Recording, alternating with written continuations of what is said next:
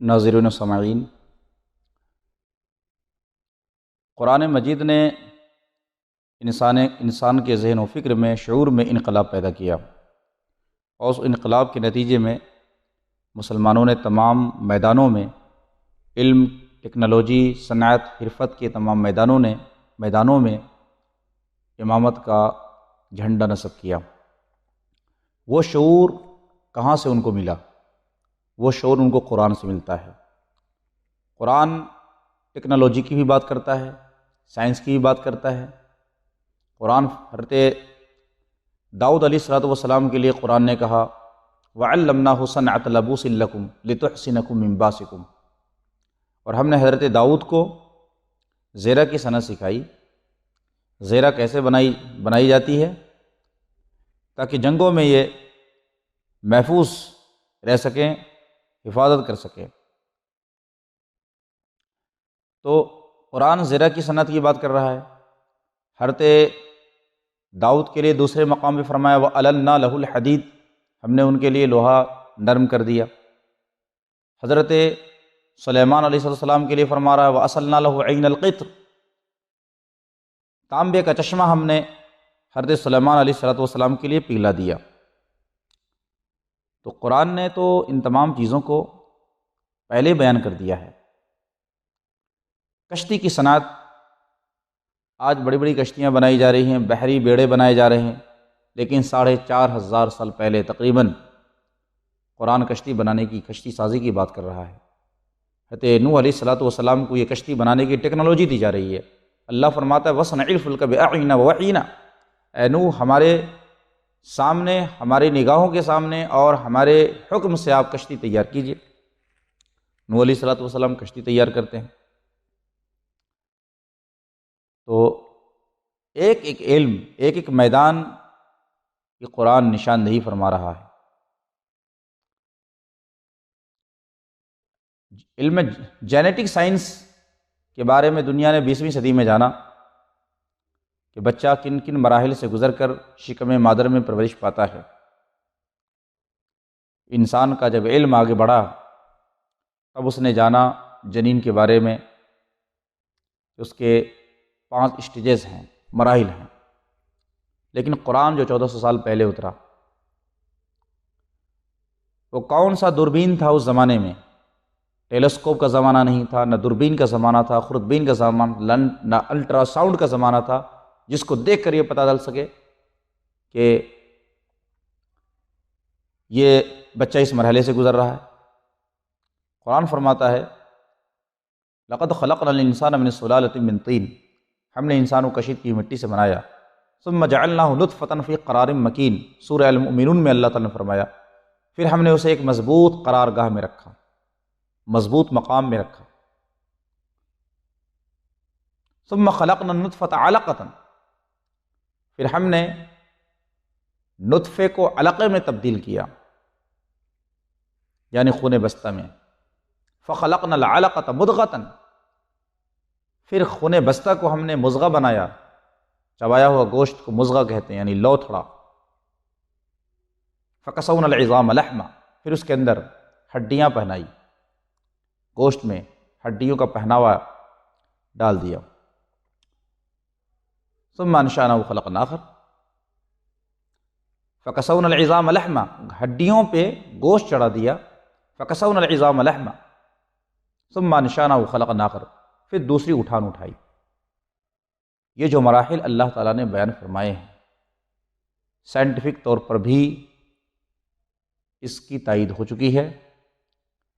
بچہ 40 دن تک پانی کی شکل میں ہوتا ہے، نطفے کی شکل میں ہوتا ہے، پھر اس کے بعد جب 40 دن گزر جاتے ہیں تو علقہ بنتا ہے، گاڑھا خون بنتا ہے، پھر 40 دن گزر جاتے ہیں تو مضغہ ہوتا ہے، پھر اس کے بعد اس کے اندر روح ڈالی جاتی ہے 120 دن میں۔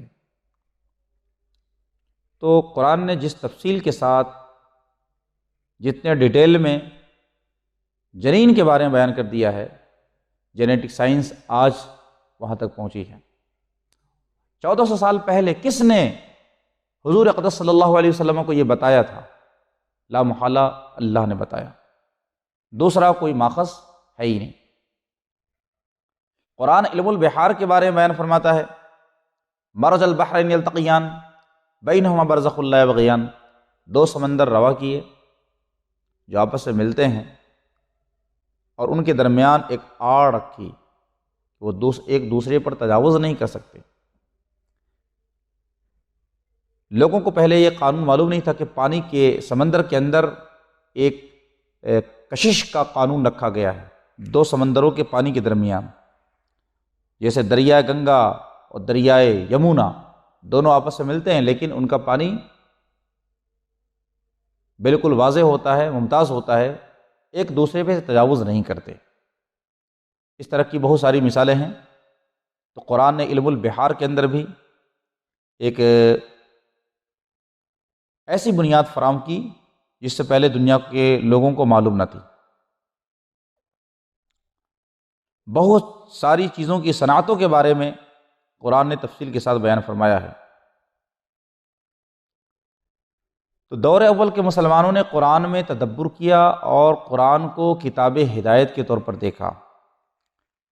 دور اخیر کے مسلمانوں نے قرآن کے ساتھ جو معاملہ کیا وہ بڑا حیرت و انگیز اور افسوسناک ہے۔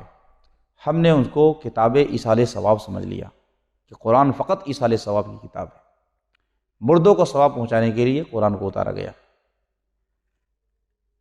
دور زوال کے مسلمانوں نے عملیات کے لیے قرآن کا استعمال شروع کر دیا، تعویذ کے لیے، جھاڑ پھونک کے لیے، عملیات کے لیے، اور مردوں کو ایصال ثواب کرنے، جبکہ یہ ثانوی مقصد ہے۔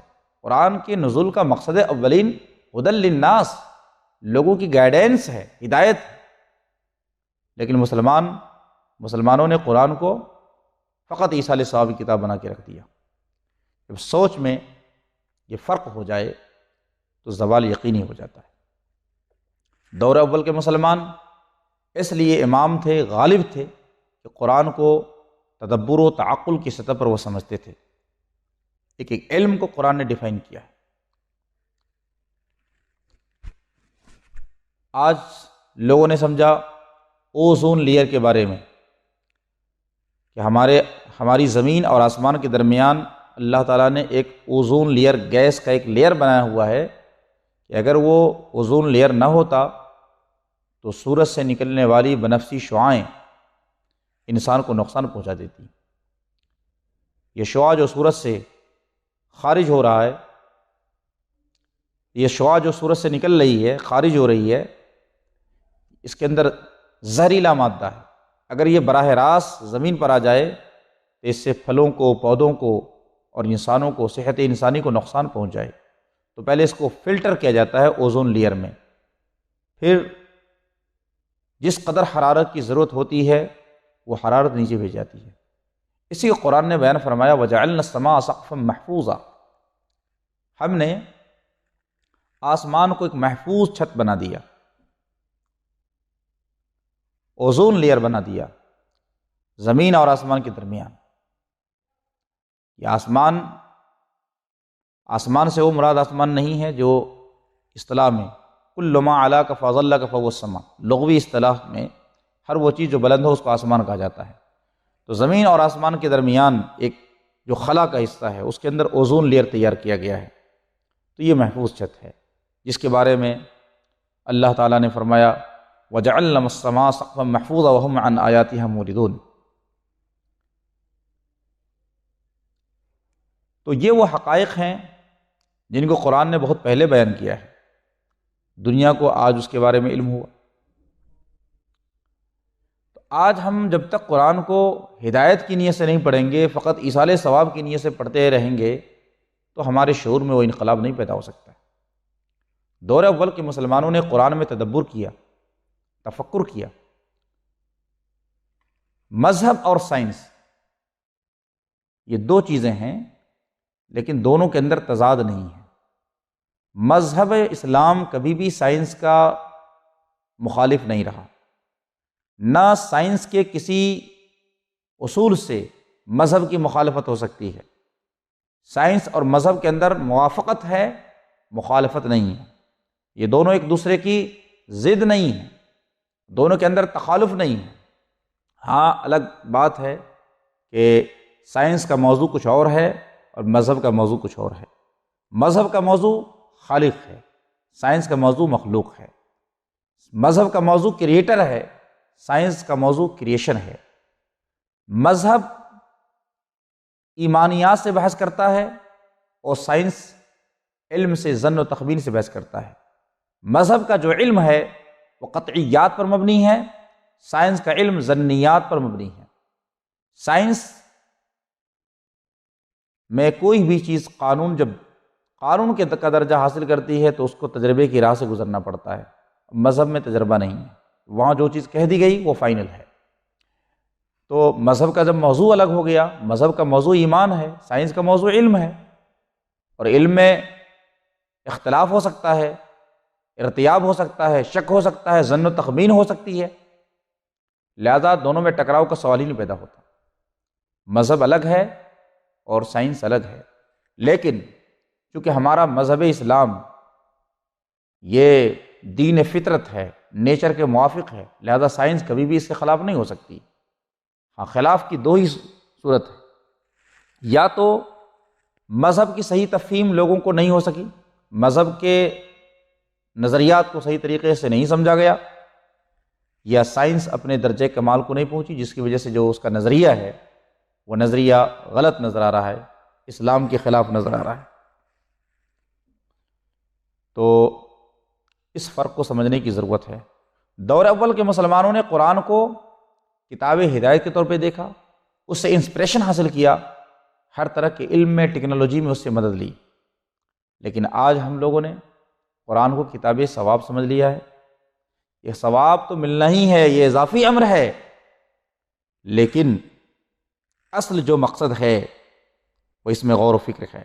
جب تک مسلمان غور و فکر کرتے رہے وہ امامت کے درجے پہ رہے، نئی نئی چیزیں قرآن سے نکالتے رہے، اخذ و استنباط کا سلسلہ جاری رہا۔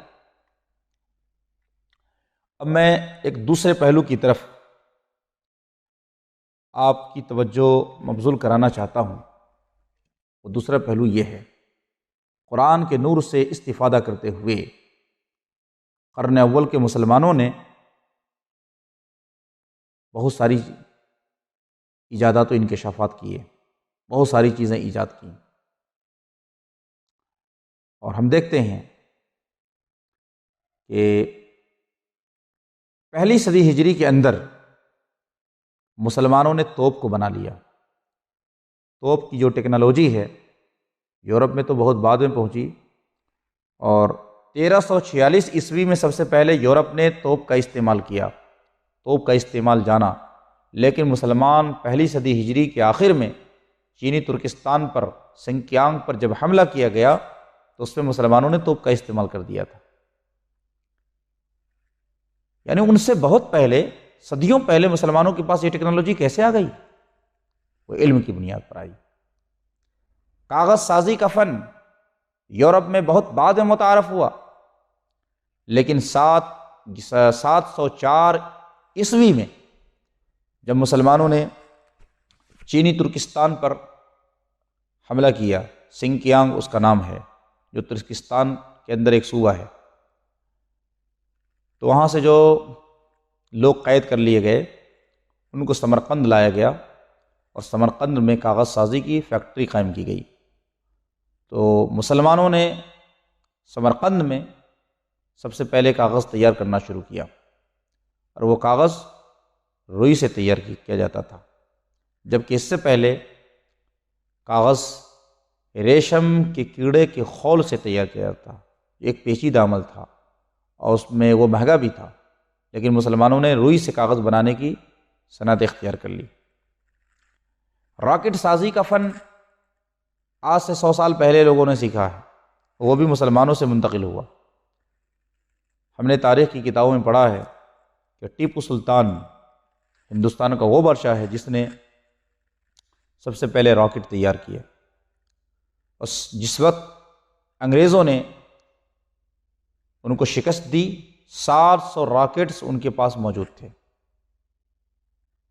ان راکٹس کو وہ یورپ لے گئے، اس کے بعد اس پہ تجربہ کیا، اور پھر اسی کی نقل کر کے انہوں نے راکٹ بنائی۔ اور یہ بات میں یوں ہی نہیں کہہ رہا ہوں، بلکہ اس کو ہمارے ہندوستان کے سابق صدر جمہوریہ APJ عبدالکلام نے اپنی کتاب جو آپ بیتی ہے پرواز کے نام سے، اس کے اندر لکھا ہے، اور انہوں نے لکھا ہے کہ میں جس زمانے میں اسپیس پر کام کر رہا تھا اور میزائل کی ٹیکنالوجی پر، تو مجھے یورپ لے جایا گیا، اور اس کے بعد یا ناسا لے جائے گا، ناسا یا کسی بھی اور علاقے کا انہوں نے ذکر کیا ہے، وہاں میں نے ٹیپو سلطان کے بنائے ہوئے میزائل کو، راکٹس کو دیکھا تھا۔ مگر اس سے پہلے مسلمان راکٹ سازی کر چکے تھے۔ حسن الرماح وہ سائنٹسٹ ہے جس نے 7ویں صدی ہجری کے اندر راکٹ سازی پر کتاب لکھی۔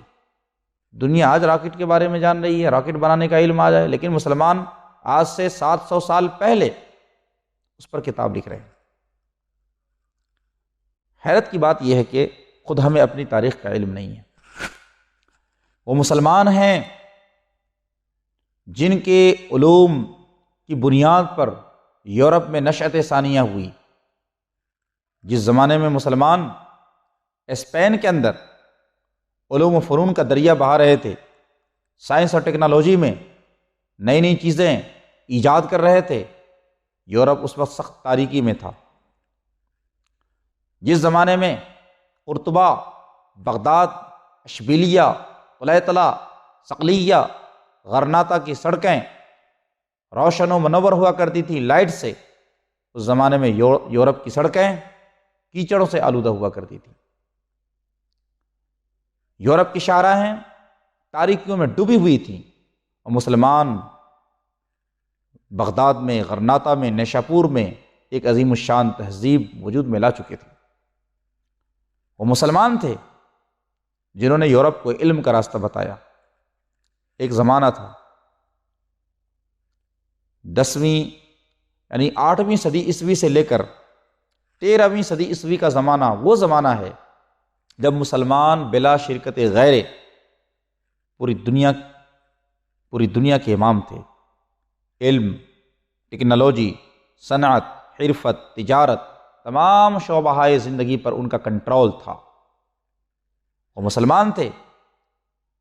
ابو بکر محمد بن زکریہ رازی جنہوں نے میڈیکل سائنس پر 200 کتابیں لکھی، چیچک کے امراض و اسباب پر انہوں نے ریسرچ کی، وہ کتاب لکھی۔ ابو الحسن علی بن الہیثم تھے جنہوں نے آپٹیکل سائنس پہ کتاب المناظر لکھی، اور جنہیں بصریات کا بانی کہا جاتا ہے۔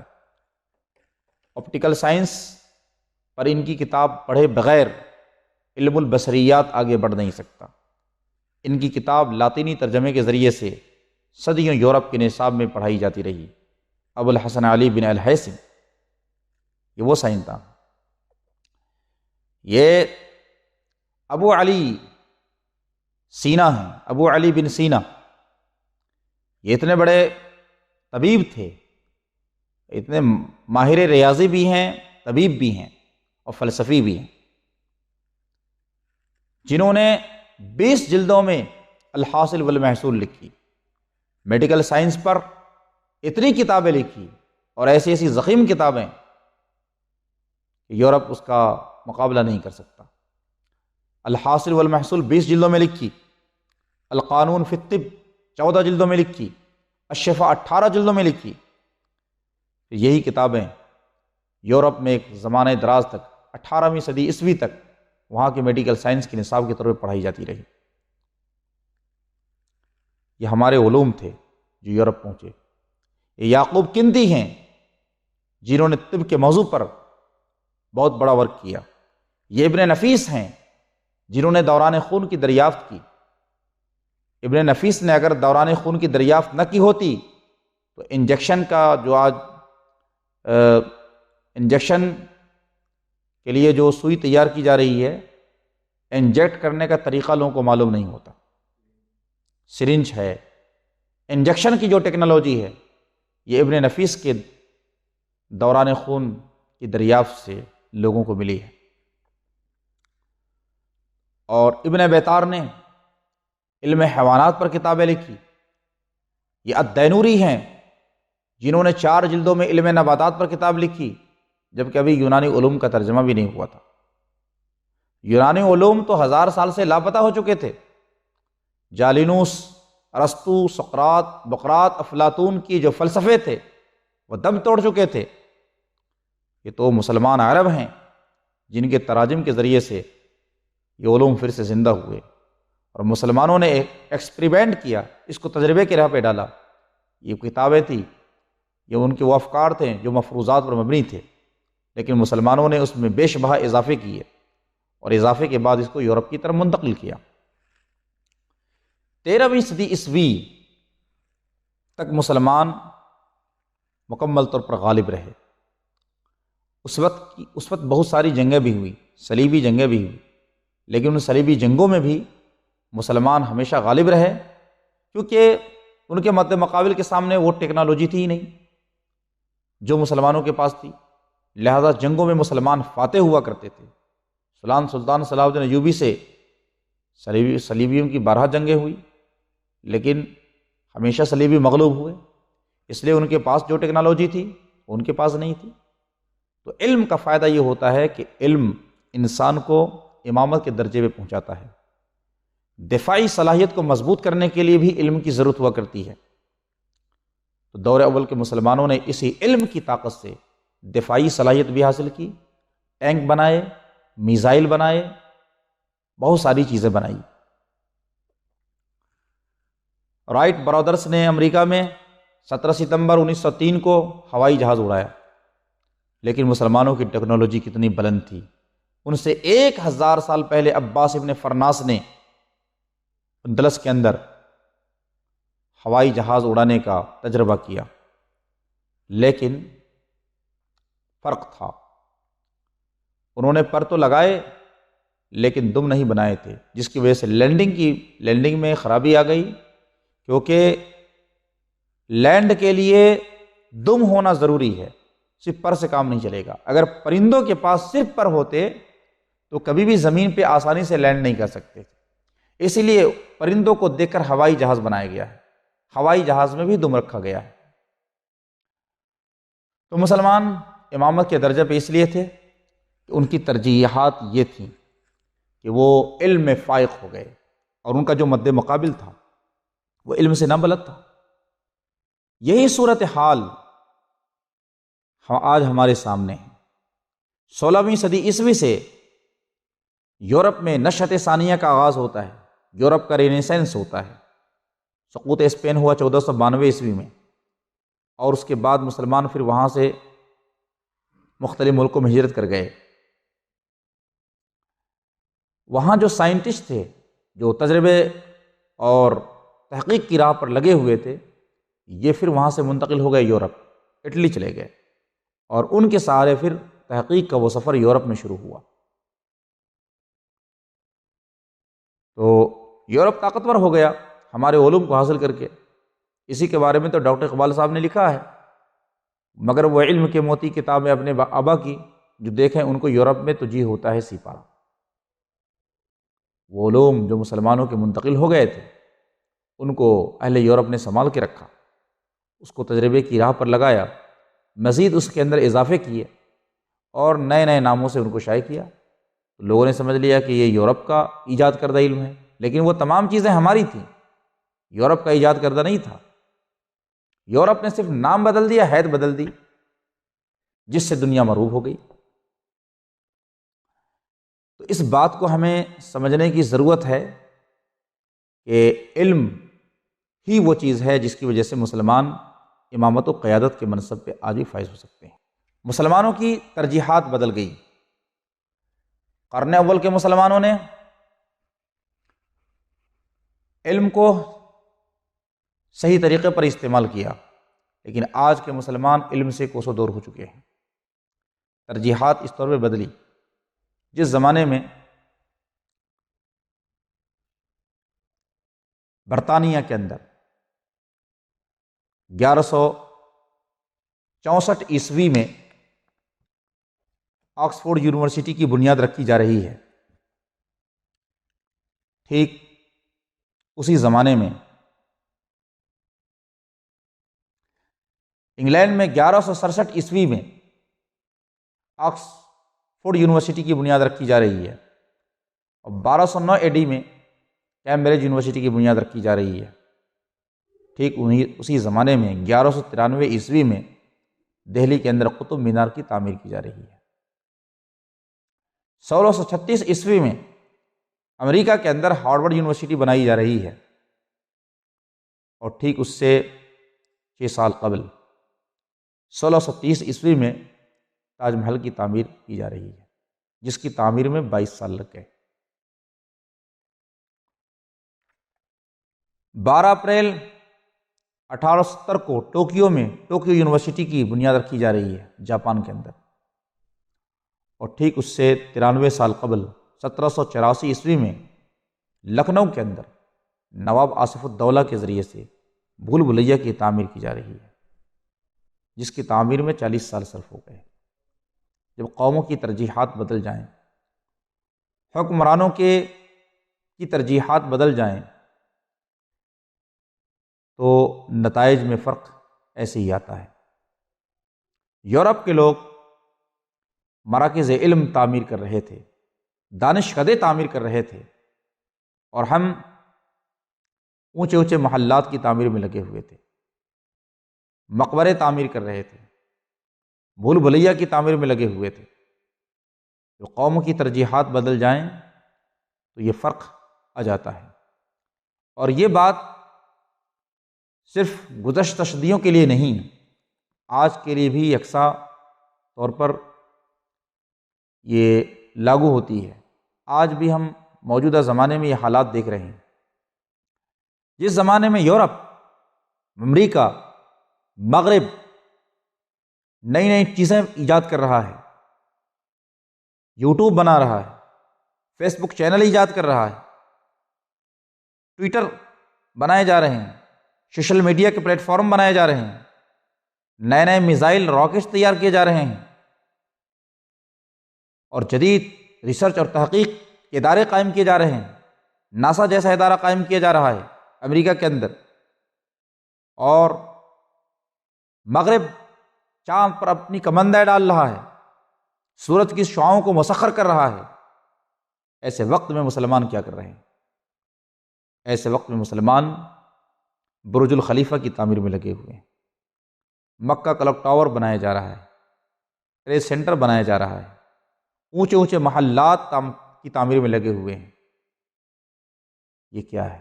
جب قوموں کی ترجیحات ایسی بن جاتی ہے تو اس کا زوال یقینی ہو جاتا ہے، اس کو زوال سے کوئی نہیں روک سکتا۔ ہم اپنے پرتعیش محلات کی تعمیر میں لگے ہوئے ہیں، اور وہ ٹیکنالوجی کے ذریعے سے امامت و قیادت کے منصب پر فائز ہوتے ہوئے نظر آ رہے ہیں۔ لہٰذا ہمیں اپنی ترجیحات کو، اپنے زاویہ نظر کو، اپنی سوچ کو بدلنا ہوگا، تب ہم حالات کو بدل سکتے ہیں۔ اس کے بغیر یہ ممکن ہی نہیں کہ حالات بدل جائیں۔ حالات کسی بھی قوم کے اس وقت تک نہیں بدلتے جب تک وہ قوم خود اپنے حالات کو نہیں بدلتی۔ اب میں اس وقت پوری امت مسلمہ سے خطاب کر رہا ہوں، اور پوری امت مسلمہ ہماری اس گفتگو کو سمجھے۔ اللہ تعالیٰ نے قرآن میں ایک قانون بیان فرمایا ہے مسلمانوں کے عروج و زوال کا، نہ صرف مسلمانوں کے عروج و زوال بلکہ کسی بھی قوم کے عروج و زوال کا۔ یہ بات بالکل عموم کے ساتھ کہی گئی ہے۔ ان اللہ لا یغیر ما بقوم حتی یغیروا ما بانفسہم۔ اللہ تعالیٰ کسی کے ما بقوم کو نہیں بدلتا، یعنی قومی حالت کو، جب تک وہ اپنے ما بانفس کو نہ بدل لے، جب تک حالت انفرادی کو نہ بدل لے۔ یعنی اگر کسی معاشرے کو بدلنا چاہتے ہیں تو اس کے لیے افراد کو بدلنا ہوگا، صالح افراد کو لانا ہوگا، کیونکہ افراد سے مل کے ہی معاشرہ بنتا ہے، افراد سے مل کے ہی ما بقوم بنتا ہے۔ ما بقوم سے مراد حالت قومی ہے، ما بانفس سے مراد حالت انفرادی ہے، شخصی ہے۔ یعنی حالات اگر بدلنا چاہے تو خود اپنے آپ کو بدلنا ہوگا۔ ڈاکٹر اقبال صاحب کی زبان میں، خدا نے آج تک اس قوم کی حالت نہیں بدلی، نہ ہو جس کو خیال خود اپنی حالت کے بدلنے کا۔ آج ہماری حالت کیوں نہیں بدل رہی؟ کیا کسی قوم کی حالت معجزاتی طور پر بدل جاتے ہیں؟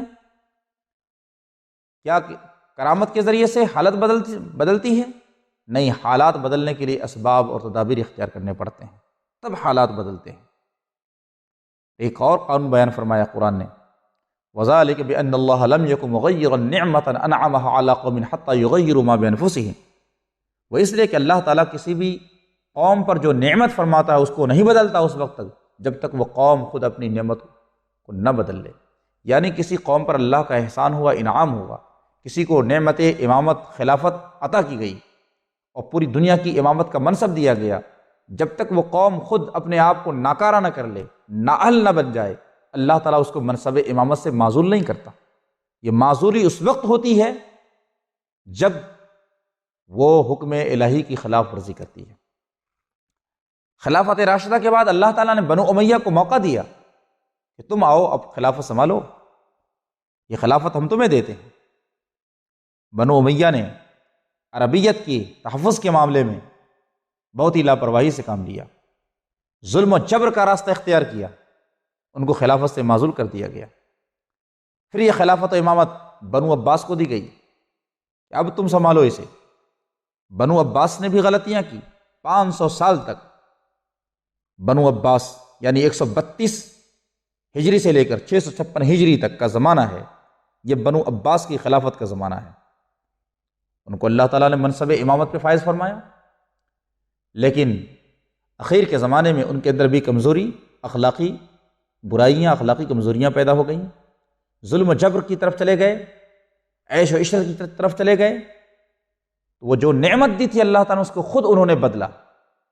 وَذَلِكَ بِأَنَّ اللَّهَ لَمْ يَكُنْ مُغَيِّرًا نِعْمَةً أَنْعَمَهَا، اللہ تعالیٰ کسی بھی نعمت کو جس کو اس نے دیا، کسی قوم پر احسان فرمایا ہے، نہیں بدلتا جب تک وہ قوم خود اپنی نعمت کو نہ بدل لے۔ آخری خلیفہ مستعصم باللہ، قارون کے خزانے کی طرح اس نے خزانوں کو جمع کیا۔ جب ہلاکو خان نے اسے قید کر لیا اور بھوک لگی تو کہا مجھے کھانا دو، تو ہلاکو خان نے ہیرے جواہرات سے مرصع تشت بھیجا، کہا اس کو کھاؤ، یہ اشرفیاں جو تم نے جمع کر کے رکھا ہے۔ کہا ہم اس کو نہیں کھا سکتے۔ کہا اس سے تم نے اپنی فوجوں کے اسلحے کیوں نہیں بنائے جو آج ہم سے مقابلہ کرتے؟ آج چکھو اس کا مزہ۔ نمد میں لپیٹ کر گھوڑے رودا کے اس کی ہڈیوں کو پاش پاش کر دیا گیا، یہ انجام ہوا۔ تو خلافت بنو عباس کو بھی معزول کر دیا گیا۔ اب اللہ تعالیٰ نے موقع دیا اس ترکان عثمان کو، عثمانی ترکوں کو موقع دیا، اور 600 سال تک خلافت عثمانیہ نے عالم اسلام کی قیادت کا فریضہ سر انجام دیا۔ لیکن اخیر زمانے میں جب ان کے اندر بھی وہی کمزوری آ گئی جو اغلوں کے اندر آ گئی، بزدلی آ گئی، کمزوری آ گئی، اور برادر کشی اور جبر اور ظلم والی فطرت آ گئی، تو اللہ تعالیٰ نے قانون رکھا ہے، دفع کا قانون۔ دفع کا قانون کیا ہے؟ آپریشن کرتا ہے، آپریشن کر کے ایک قوم کو ہٹاتا ہے، دوسری قوم کو اس کی جگہ لاتا ہے۔ فرمایا دفع کا قانون یہ، وَلَوْلَا دَفْعُ اللَّهِ النَّاسَ بَعْضَهُمْ بِبَعْضٍ لَفَسَدَتِ الْأَرْضُ، اگر اللہ تعالیٰ بعض قوم کو بعض کے ذریعے سے دفع نہ کرتا تو زمین کا نظام فاسد ہو جاتا۔ یہ دفع کا نظام کیا ہے؟ دفع کے بارے میں صاحب تاج العروس حضرت مرتضیٰ زبیدی نے فرمایا ہے، الازالۃ بقوۃ، قوت سے ازالہ کرنا، کسی کو ہٹانا، یعنی ریڈیکل آپریشن۔ جب کوئی قوم سرکش ہو جاتی ہے، اپنے فرائض منصبی سے پھر جاتی ہے، تو اللہ تعالیٰ ریڈیکل آپریشن کرتا ہے، پھر اس کا صفایا کرتا ہے، جسے ہلاکو کے ذریعے سے اس زمانے کی قوموں کا صفایا کیا گیا، اس کو منصب امامت سے ہٹا دیا، معزول کر دیا۔ اسی طرح سقوط خلافت عثمانیہ ہوتا ہے۔ 1924 عیسوی میں عثمانی خلافت کے سقوط کا اعلان کیا جاتا ہے۔ لوگ سمجھتے ہیں کہ مصطفیٰ کمال اتا ترک نے عثمانی خلافت کا خاتمہ کر دیا، لیکن میں سمجھتا ہوں مصطفیٰ کمال اتا ترک نے خلافت عثمانیہ کا خاتمہ نہیں کیا، اس کا خاتمہ بہت پہلے ہو چکا تھا، اس نے صرف اعلان کیا۔ اور دفع کا قانون یہاں بھی نافذ ہوا۔ اسی طرح اللہ تعالیٰ نے مغل حکمرانوں کو یہ موقع عطا فرمایا تھا بر صغیر ہند و پاک میں کہ وہ خلافت کو قائم کریں، امانت الہیہ کا بار اٹھائیں۔ تقریباً 300 سال تک اس نے بھی کام کیا، لیکن اس کے اندر پھر یہی کمزوریاں پیدا ہو گئی۔ پھر دفع کا قانون یہاں لاگو ہوا، انگریزوں کے ذریعے سے اللہ تعالیٰ نے ان کی سلطنت کا خاتمہ کر دیا۔ تو جو قوم بھی سرکشی کرے گی اسے بخشا نہیں جائے گا، اس پر اسی دفع کا قانون نافذ ہوگا، کیونکہ بعض قوم کو بعض کے ذریعے سے ہٹایا نہ جائے تو وہ خود سرکش ہو جائے گی، زمانے کا نظام تباہ ہو جائے گا۔ آج جو کچھ ہم لوگ دیکھ رہے ہیں مسلم ملکوں میں، ایک ایک حکمراں ہے 20 سال سے حکومت کر رہا ہے، 30 سال سے حکومت کر رہا ہے اور ڈکٹیٹر بن گیا ہے، عوام پہ ظلم ہو رہا ہے، جبر ہو رہا ہے۔ مصر میں حسنی مبارک 30 سال سے حکمراں تھے، عوام کو جبر میں مبتلا کر کے رکھا۔ اسی طرح سے لیبیا میں کرنل معمر قذافی تقریباً 40 سال اس نے حکومت کی اور پھر ڈکٹیٹرشپ کا پورا نظام قائم کیا، اس سے قوم کو پریشانی بھی ہوئی۔ یہی حالت صدام حسین کے ساتھ پیش آئی عراق کے اندر، یمن میں ابو عبداللہ صالحی کے ساتھ پیش آئی۔ لوگوں نے پھر اس کو ہٹایا، دفع کا قانون کے ساتھ بھی ہوا۔ تو قوموں کو اللہ تعالیٰ حکمرانوں کو لاتا ہے اور اس کو ہٹاتا بھی ہے۔ ایک جگہ فرمایا کہ اللہ اگر دفع کا قانون نہیں ہوتا لہدمت صوامع وبیع وصلوات ومساجد، تو یہ گرجا گھر ہیں، عبادت خانے ہیں، یہ سب منہدم کر دیے جاتے۔ عربوں کو پھر موقع دیا گیا، ایک بار پھر موقع دیا، لو بہت زیادہ نقصان اٹھا لیا، اب تمہیں ہم پھر موقع دیتے ہیں اٹھ کھڑا ہونے کا۔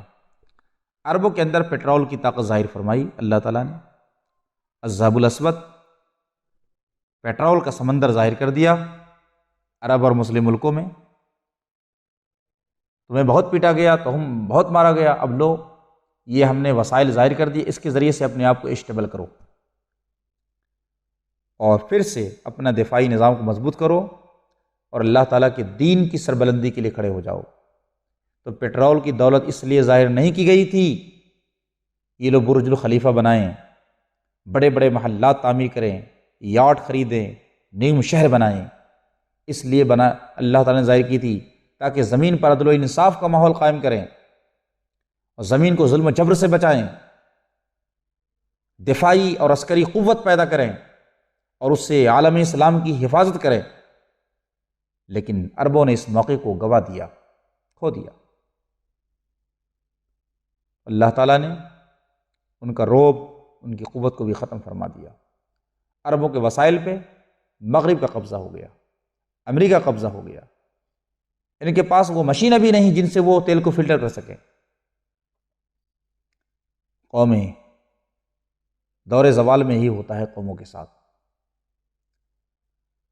ڈاکٹر اقبال نے بہت خوب کہا ہے، غلط روی سے منازل کے بوت بڑھتے ہیں، مسافروں رویش کارواں بدل ڈالو۔ جگہ جگہ کے تمہیں تھک چکے ہیں ہنگامے، نشاط و لذت خواب گراں بدل ڈالو۔ یہ زوال کیوں آیا؟ اس وجہ سے کہ ہم نے دفاعی نظام کو مضبوط نہیں کیا۔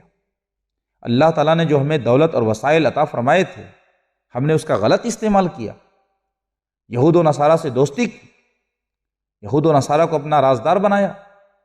قرآن فرمایا لا تتخذوا اليہود والنصارى اولیاء بعضهم اولیاء بعض، یہود و نصارہ کو دوست نہ بناؤ، لیکن انہوں نے دوستی گانٹھی، اس کا نتیجہ یہ سامنے آ رہا ہے۔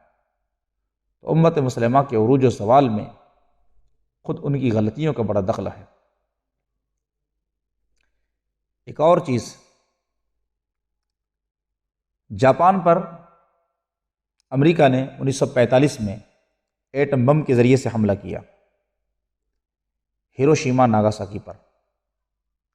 اس حملے کے نتیجے میں 2 لاکھ انسان فوراً چند منٹوں میں لقمہ اجل بن گئے، روئی کے گالے کی طرح لوگ اڑ گئے۔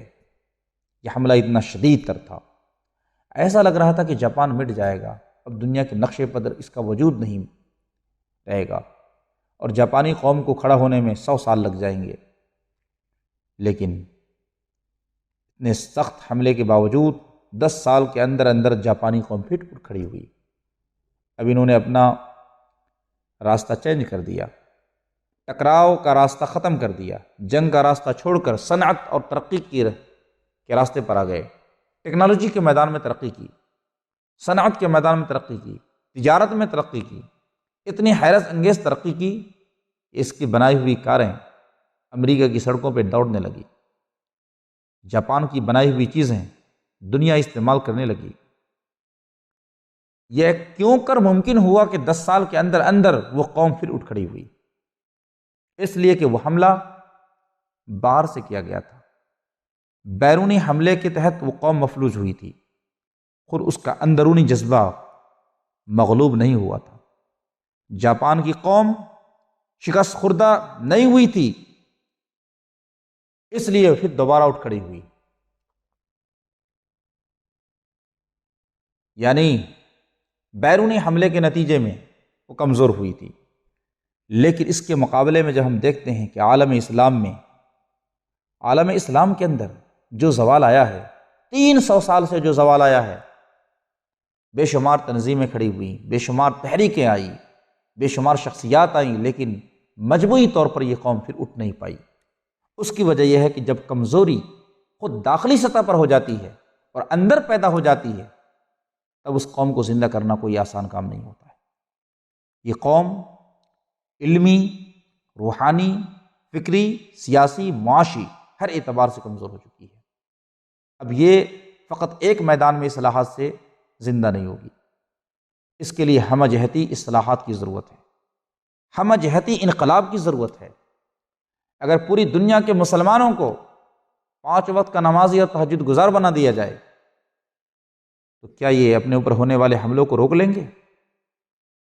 کیا ان پر کوئی حملہ نہ ہوگا؟ نہیں، یہ قانون خداوندی کے خلاف ہے۔ صحابہ کرام سے زیادہ تہجد گزار کون ہو سکتا ہے؟ ان سے زیادہ عبادت گزار کون ہو سکتا ہے؟ لیکن انہوں نے بھی اسباب اختیار کیے، انہوں نے بھی دفاعی اقدامات کیے۔ تو 2 چیزیں ضروری ہیں، عبادت بھی کرنا ضروری ہے اور ساتھ ساتھ میں اپنے دفاع اور تحفظ کے لیے اقدامات کرنا بھی ضروری ہے۔ تو ہمیں ہمہ جہتی انقلاب لانے کی ضرورت ہے، وہ انقلاب روحانی بھی ہو، معاشی بھی ہو، علمی بھی ہو، سیاسی بھی ہو۔ آج ہم نے گفتگو کا جو اکثر حصہ ہے وہ علمی انقلاب کے حوالے سے پیش کیا ہے۔ انشاءاللہ آئندہ کی گفتگو میں عالم اسلام کو روحانی طور پر اور سیاسی طور پر کیسے زندہ کیا جا سکتا ہے، اس کے حوالے سے تفصیل سے ہم گفتگو کریں گے انشاءاللہ تعالی۔ وآخر دعوانا الحمد للہ رب العالمین، استغفر اللہ ربی من کل ذنب واتوب الیہ۔